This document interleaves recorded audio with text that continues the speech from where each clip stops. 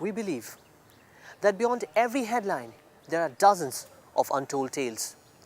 Beyond every breaking news, there are unknown and yet unknowable human faces. This is Beyond Headlines with me, Shaayan, where we give a face to your news.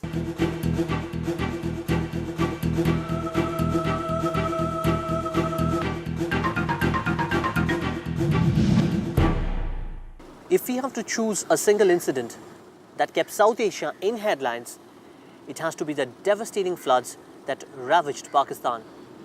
In its magnitude, it surpassed even the fateful tsunami.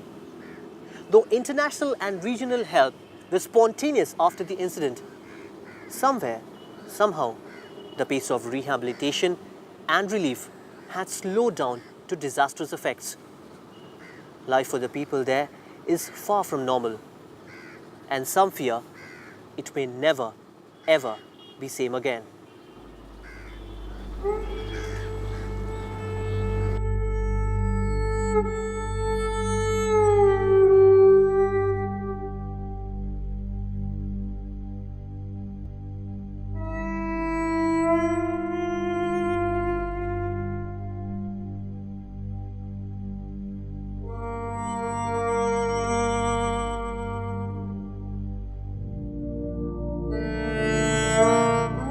These aerial photographs were taken as late as September 2010. This is Pakistan's southern Sindh province.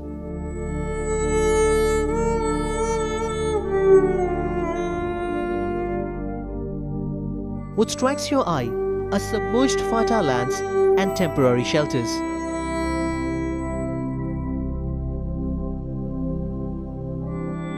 Village after village in Dadu, besides river Indus, you can see just ruins.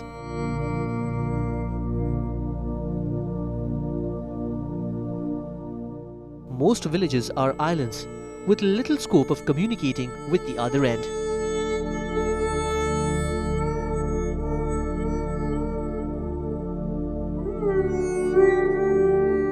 Most still exist on meager aids.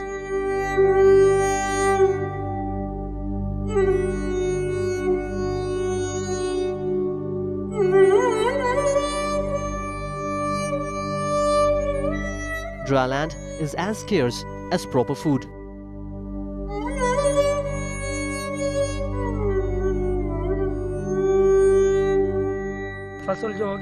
This flood has destroyed our houses and fields. We all are unemployed, and the people here are dying due to starvation.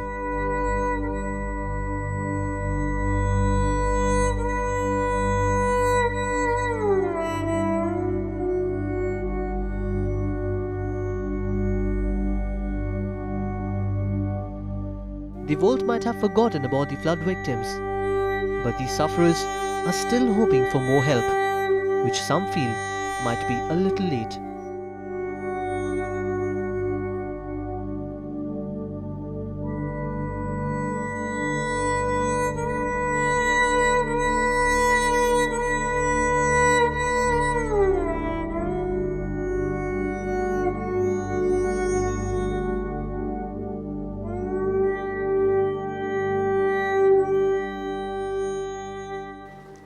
Unfortunately, the 19th Commonwealth Games in Delhi would always be remembered for issues beyond the field rather than on it. But behind all these scams and the success of games, there was another face of Delhi which remained in the dark. Women and often teenagers were brought to the city and sold in open markets in infamous trade rackets. And the helpful internet only helped to further this exploitation. Our next story in Beyond Headlines is of a father for whom the success of the game and the shame of scams is overshadowed by his personal tragedy.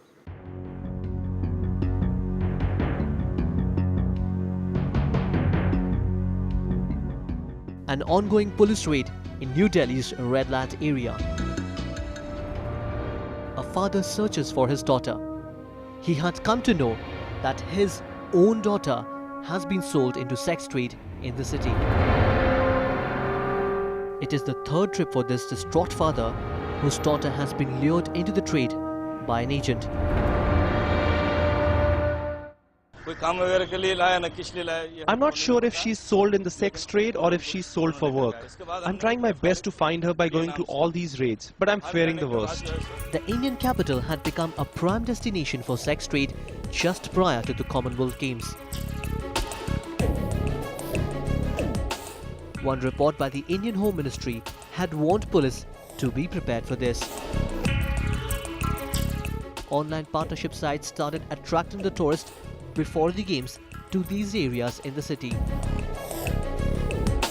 Not all countries have already implemented this. Experts say the country's poverty and its poorest quarters makes the sex traffickers' job easy. In India, we have a lot of domestic trafficking within India, which is very difficult to estimate because, of course, it's a free country, you just move around. But then you also have a lot of trafficking from Bangladesh to India. Another day, another raid. The father still returns empty-handed, still hoping for his daughter's safety somewhere at some corner of the city.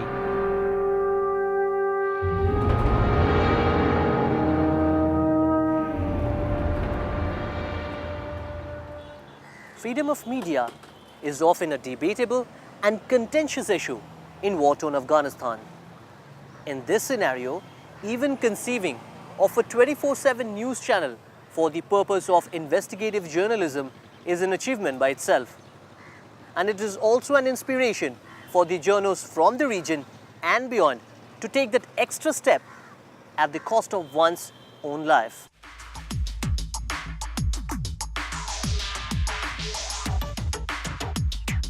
This is Afghanistan's first commercial television channel post the Taliban era.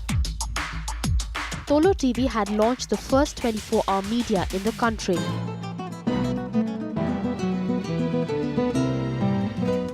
Some say it has revolutionized Afghan media, while some believe it has given what the country needed most, a way to hold politicians accountable for their actions.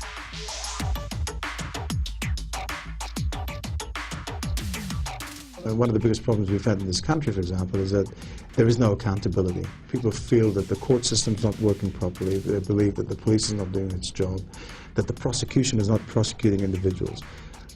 So media is very important because we can go out there and do exposés on individuals and institutions.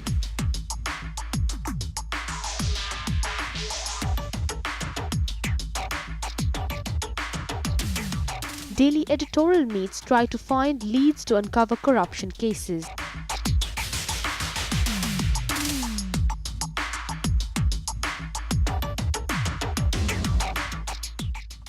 We never debate that we can air this or not. We debate how to cover and how to find out the evidence to make a story like a reliable story. The channel wants to be the watchdog for the countrymen passing through a transitional stage. Journalists have faced harassment for covering controversial news. Shakila, one of the budding journalists with Tolo, has faced death threats. People do not recognize her face yet, only hears what she has to voice.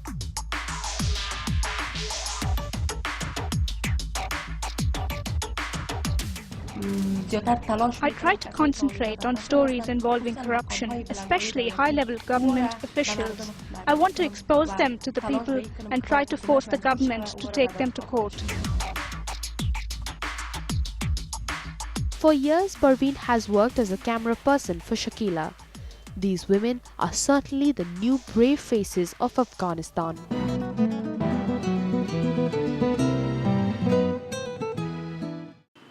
Anuradha Koirala is the name that will define Nepal in the international community for some time to come.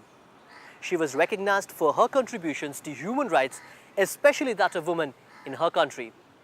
The award by a leading media house for her and her team's initiatives against human trafficking has made the country and us both proud.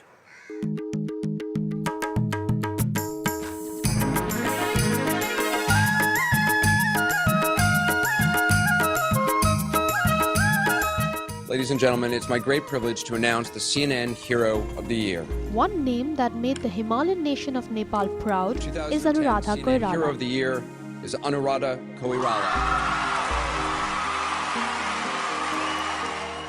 She's the founder and executive director of Mighty Nepal and the winner of a CNN Hero Award for her work in protecting the powerless and advancing the cause of human and equal rights at an award ceremony at Los Angeles Shrine Auditorium.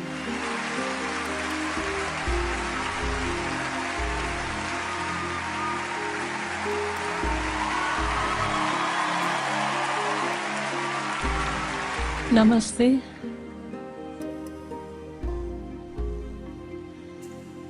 This is another responsibility to me to work and to really, with all your support, we have to end this heinous crime.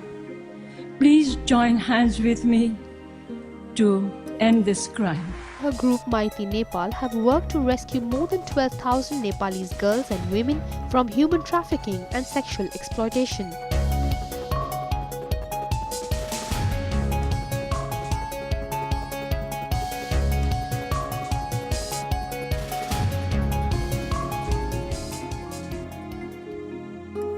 Receiving the award for her country, she said that this is needed for the daughters of the land. अहिले पनि मलाई एकदम सबैलाई देखेर मलाई एकदम नरमाइलो लागिरहेछ room जस्तो लाग्यो किनभने सबै नेपाली भएर नै म चाहिँ एउटा माध्यम मात्रै हो सबै नेपाली भएर नै आज हामी यहाँसम्म पुग्यौं हाम्रो जित भयो Mighty Nepal was formed in 1993 by a group of teachers, journalists and social workers. Its focus has always been on preventing trafficking for forced prostitution, rescuing victims and providing rehabilitation to them.